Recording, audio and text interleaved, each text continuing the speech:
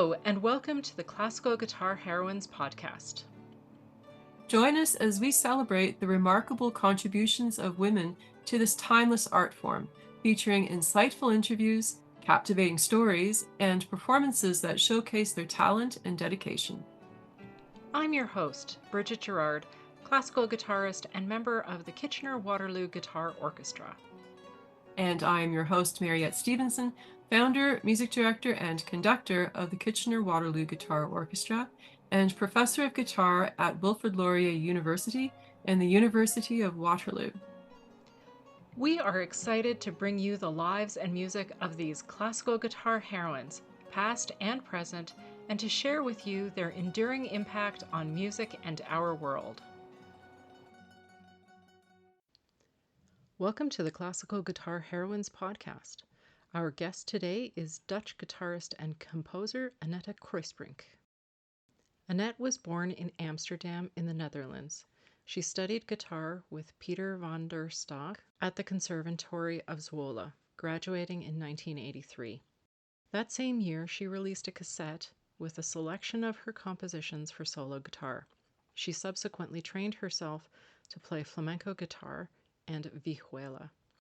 Even at an early age, she was interested in composing, which has resulted in producing over 400 compositions, mainly for guitar, but also for guitar in combination with other instruments. She studied composition with Alex Manison, Nigel Osborne, and Claudio Prieto. Her commissions include works for NCRV, which is the Dutch radio and television channels, Huis Muziek, the Zwolle Guitar Weeks Foundation, Schouwburg Odeon Zwolle en Fonds voor de Scheppende Toonkunst. In 1991, she won first prize during the 7th International Congress on Women in Music in Utrecht, Holland, with her composition Sgraffito for chamber orchestra.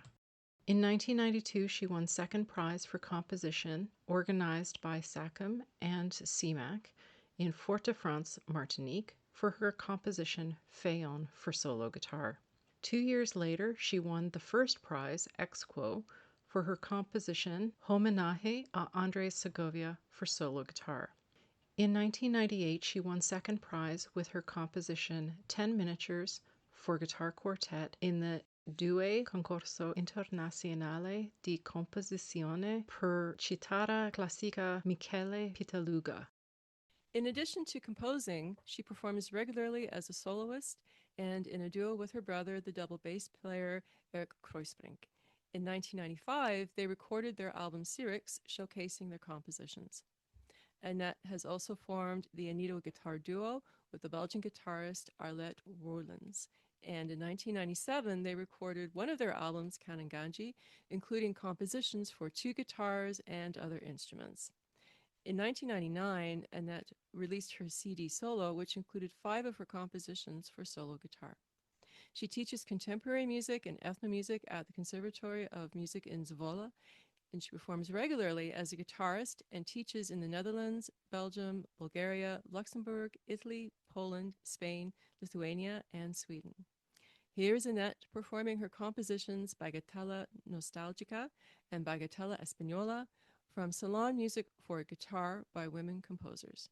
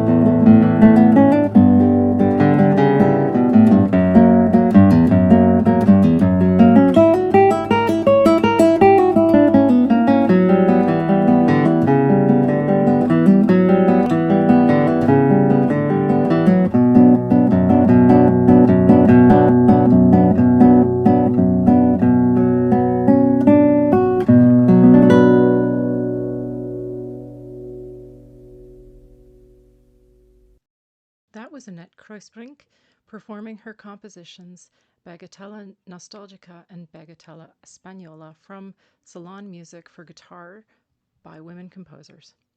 Welcome to the Classical Guitar Heroines podcast, Annette. Thank you. I'm happy and feel honored to be part of this podcast.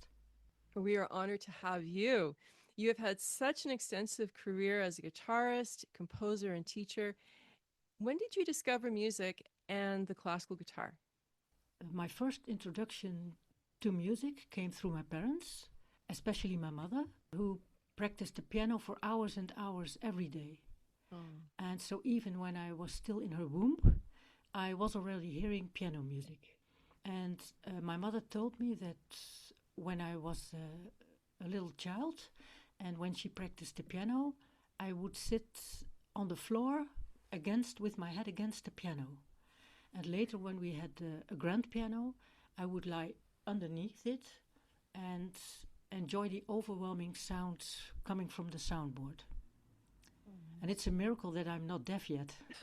Because it's loud. Yeah. Yeah, it's very loud, yes. And my father, he loved making audio recordings. And he recorded music from the radio, but also live concerts. And he even built his own huge sound speakers, which were mounted in the living room, in the kitchen, and in the upstairs hallway. And my mother could choose, using a switch, in which room she wanted to hear the music. And it often happened that my siblings and I were still in bed. And when my mother accidentally switched on the upstairs hallway speakers, waking us up loudly with music by Bach. And about the classical guitar, it wasn't until I was 18 that I began taking classical guitar lessons. First, from the age of 8 to 12, I took piano lessons, and at 13 I started playing the guitar. But not classical guitar right away. I wrote my own songs, and together with my younger sister, who sang a second vocal part, we performed regularly. Wow. Did you take piano lessons from your mom? I'm curious. No, not from my mom, no. She didn't think it wise to give lessons to her own daughter, so... Very wise. Fair enough. You have won numerous prizes and awards during your career for your compositions and have composed hundreds of works for both guitar and other instruments. When did you start composing? Well, actually, I started sometime between the age of 8 and 12. At the time, I was taking piano lessons. And I wrote some short pieces for the piano so that I could perform my own work. And later, when I began playing the guitar, I wrote songs, as mentioned, and occasionally I also wrote down some pieces in conventional musical notation. Oh, that's amazing. Wow, that is amazing.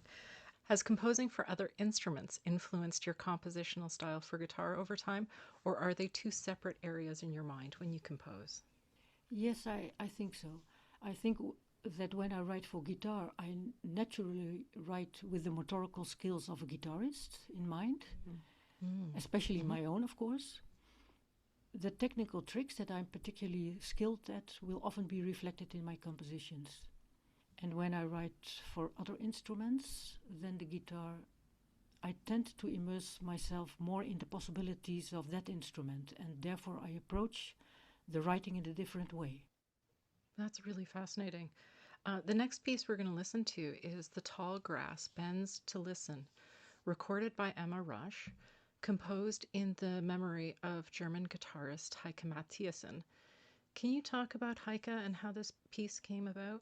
Heike Matthiessen was a German guitarist, sadly deceased in December 2023, I think. She conducted extensive research into the work of female composers and also made recordings of their works. I met her in Germany about 10 years ago at a guitar festival, and we got into conversation, and she asked if I would write a composition for her, one that had something to do with Clara Schumann. And then I wrote the piece Zilia. Clara Schumann was often called Zilia by her husband, Robert Schumann. And the piece is dedicated to Heike Matthiessen, and it is in memoriam to Clara Schumann. And in that work, it's maybe nice to know, I play compositionally with the names of the two individuals. Clara Schumann's name is set to music in a more classical style, and while Heike's name is rendered in a modern way. And these elements alternate throughout the piece Zilia. And I composed it in 2018. Wow, that's lovely. And a couple of years later, the well-known Canadian guitarist Emma Rush, I'm sure you know her, she contacted me and she asked if I would compose a piece for her. And just before I was about to begin that work, Heike Matthiessen passed away. So this time the piece is dedicated to Emma Rush, and it is in memoriam to Heike Matthiessen. And the title, "The Tall Grass Bends to Listen," comes from a poem by Elizabeth Siddal, an English poet. About the piece, imagine the grass above Heike's grave, bending down to listen to her beautiful playing. Oh, that's so beautiful. That's amazing. That's lovely. So here we're going to listen to Emma Rush performing "The Tall Grass Bends to Listen" in memory of Heike Matthiessen, composed by our guest, Annette Kruisbrink.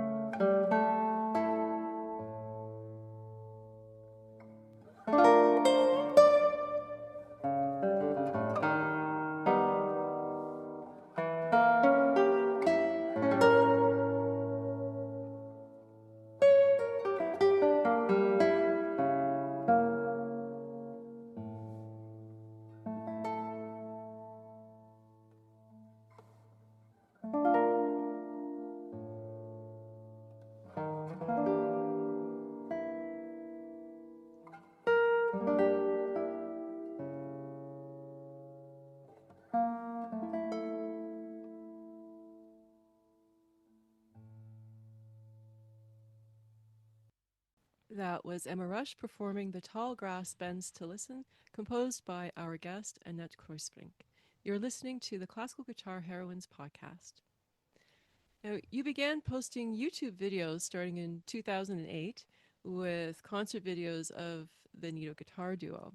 Did you have any idea back then how important that YouTube would become for musicians? No, not really. But I think that for many musicians, it's important to be able to show their skills, and that this might also help them to get concerts. It's also a way to share music that many people don't even know of. And for me personally, it means a lot for my compositions. Since my compositions can be listened to on YouTube, I noticed that they are ordered quite regularly. And of course, if no one can hear what a particular piece sounds like, people are much less likely to order the sheet music. So YouTube really helps a lot. In the first YouTube video you posted is one of the grand dames of guitar, Maria Luisa Anido, performing Air Norteño. And can you talk about her influence and why she is so important to you? Maria Luisa Anido was an incredibly skilled Argentine guitarist and composer, and made a tremendous contribution to the Argentine music world, and through her compositions also to Argentine folk music. Just think of her 9 Impresiones Argentinas. And she was one of the first women to go on tour abroad, and this was actually only possible because she performed as a duo with her teacher, Miguel Llobet. As a woman on her own, that would never have been possible at the time. In this way, she became a role model for many female guitarists, and her technique was extraordinary. I don't know if you ever heard her playing, maybe through recordings. Definitely through recordings that are, thankfully, yours available on YouTube. Yes, yeah. And for example, with her right hand, she could play a bass line, representing the drum of Argentine folk music, and at the same time, a middle voice and a melody on top of that, often even in harmonics. So that was incredible skillful.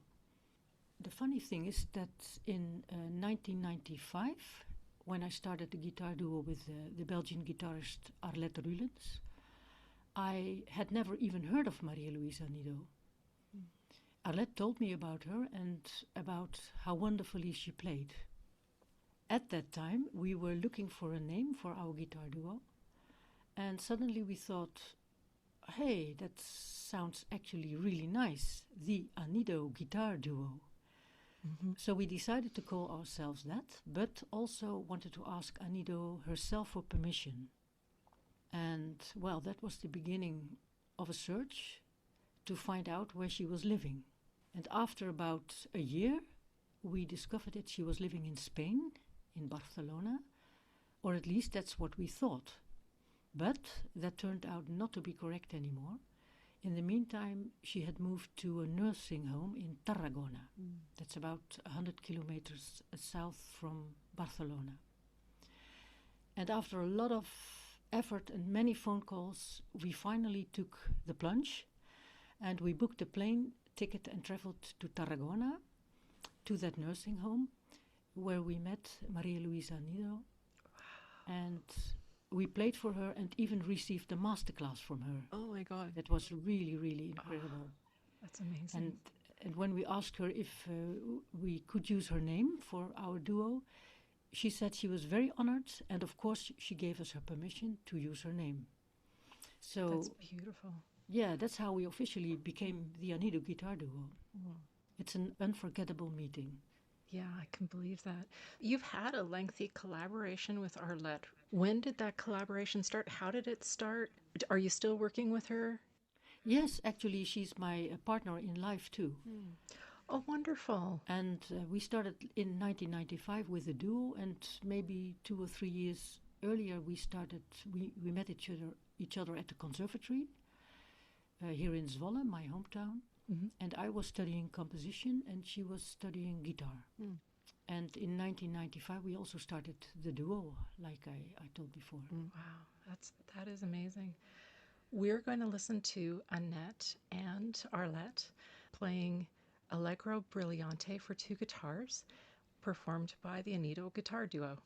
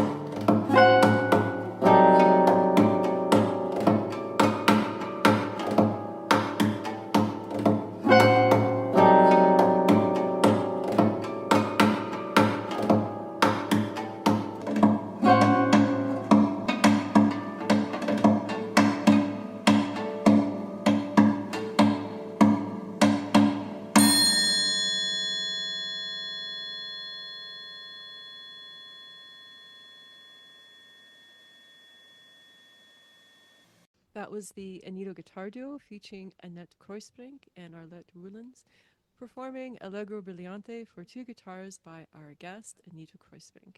You're listening to the Classical Guitar Heroines podcast. Now, Annette, I spoke to you in 2019 for a presentation that I was preparing on women's contributions to guitar orchestras for the Guitar Foundation of America. which I gave in 2020. And you mentioned then how important rhythm is, more important actually to you than melody. And I was wondering if you could elaborate on how crucial it is for your music. I think rhythm is very important for a sense of recognition, a kind of structure in music. Imagine you have a tonal piece that is rhythmically very free, where you don't feel any pulse at all, or you have a piece that is very rhythmic but highly atonal.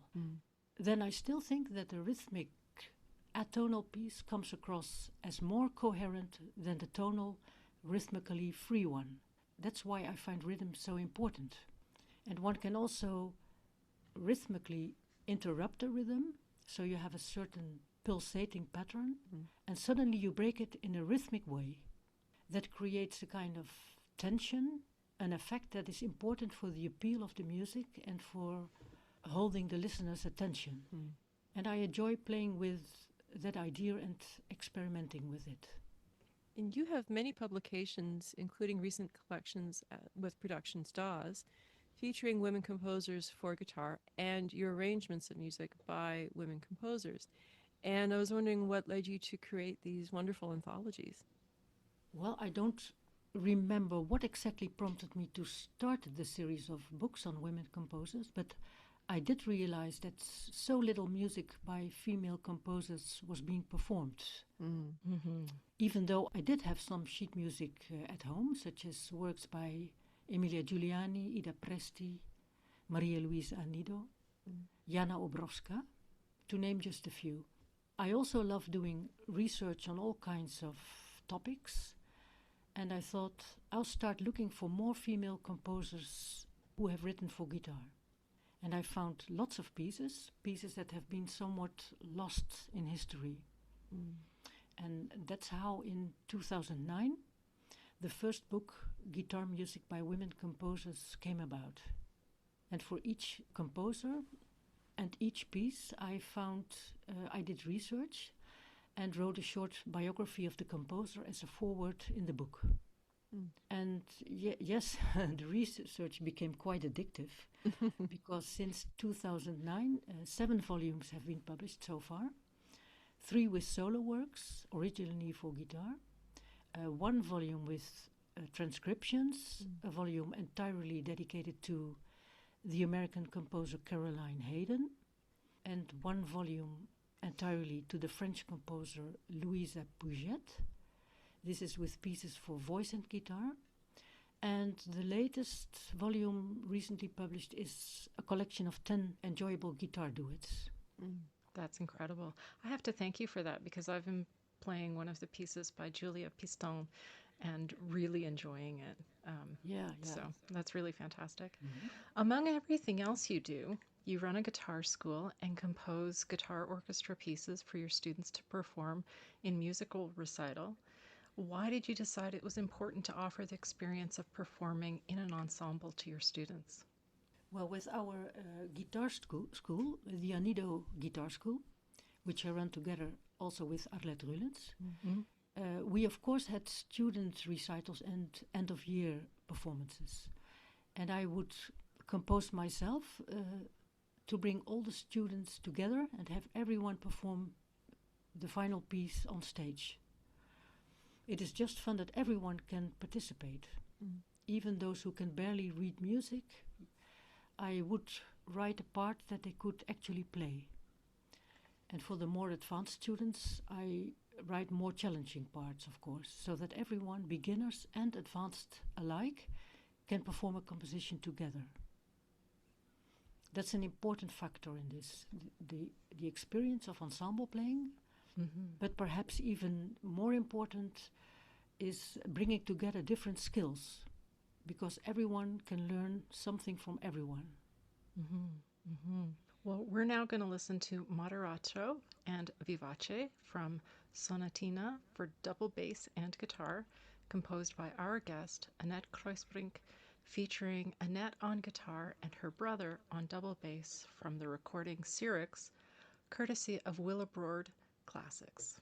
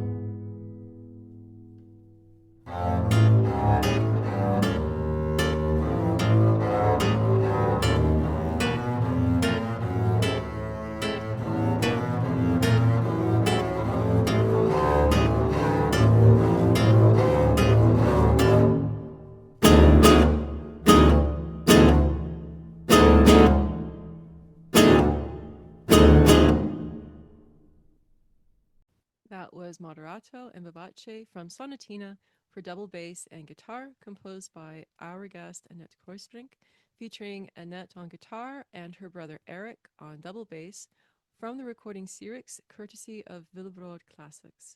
You are listening to the Classical Guitar Heroines podcast.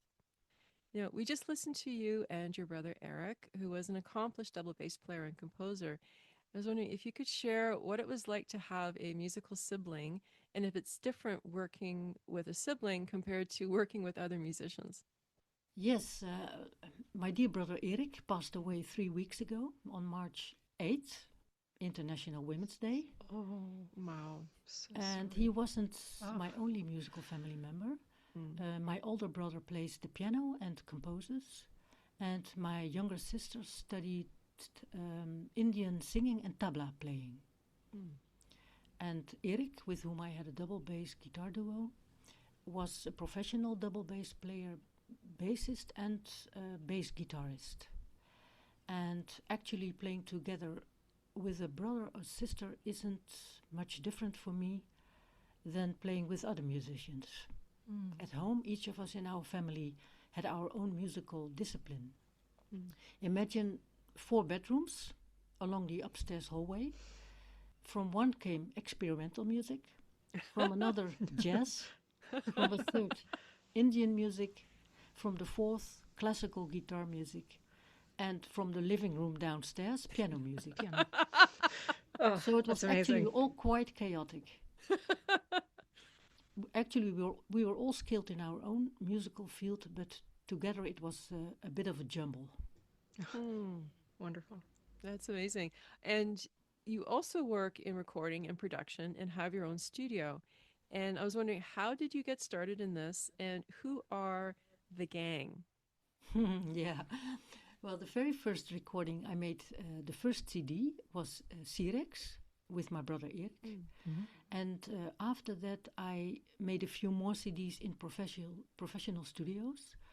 But the costs of producing a CD in a studio is, well, they are quite high. So I decided to buy my own professional equipment and started recording my own CDs.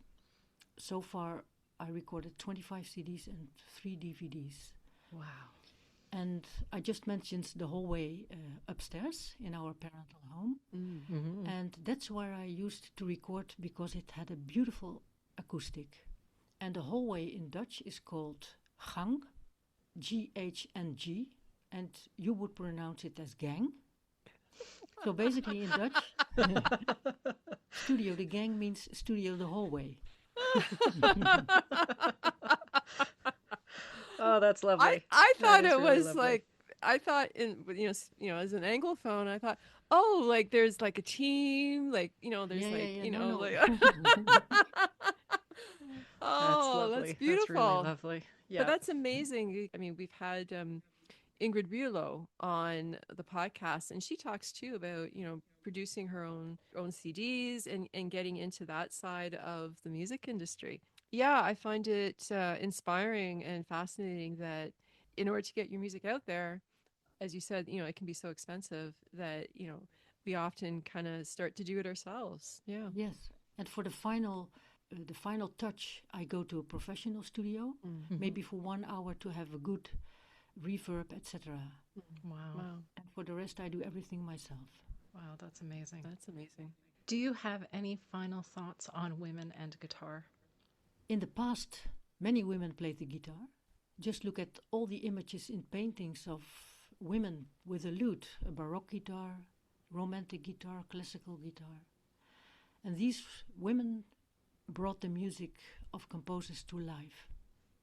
And today, there are many highly skilled professional women guitarists from whom you can take lessons at major guitar festivals. A masterclass with a maestra. What more could you wish? And for the future, fortunately, children continue to take up the guitar, including many young girls. Quite a few girls are also choosing the bass guitar, by the way. So all these young guitarists, I think the future looks bright. That's wonderful. It's a beautiful way to say it. Where can our listeners find more of your recordings and compositions? To listen, my recordings can be heard on various live stream platforms. Mm-hmm. The well-known one, these are Apple Music, Bandcamp, YouTube, Spotify, and more. And the sheet music for guitar, as well as for guitar and other instruments, is mainly available through Les Productions d'Os in your country, Canada, and also through various European publishers. And the music that I've composed for other instruments, such as piano, choir, orchestra, is available from Digital Music Print in Antwerp, Belgium. And of course, you can always visit my website, where sheet music and CDs can also be ordered. That's amazing. We're going to listen to two pieces from Annette called Dance Number 1 and Dance Number 2 from 5 Dances for Double Bass and Guitar, composed by our guest, Annette Kruisbrink, this time featuring Ben Diamond on guitar and Ricardo Marzoratti on double bass.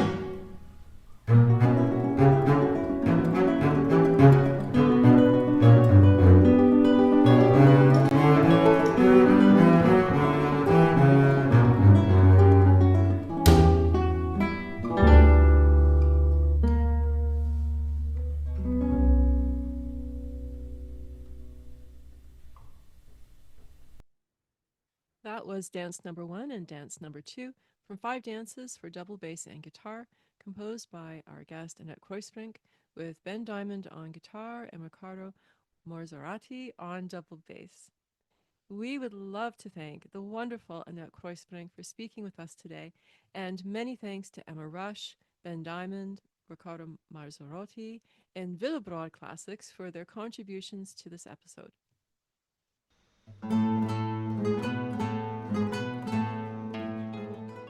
Follow the Classical Guitar Heroines podcast on Facebook, Instagram, Apple Podcasts, Spotify, YouTube, and SoundCloud. If you enjoyed what you heard, please click the like button and don't forget to subscribe to our Substack newsletter for updates. If you love our podcast and want to support us, consider visiting our Ko-fi account or visiting our online store at redbubble.com. You can find the link on our Facebook and Instagram pages. Every contribution, no matter the amount, helps us to stay independent and keep the podcast accessible to everyone. And remember, if you're a woman that plays classical guitar, you too are a classical guitar heroine. Thank you for joining us on the Classical Guitar Heroines podcast.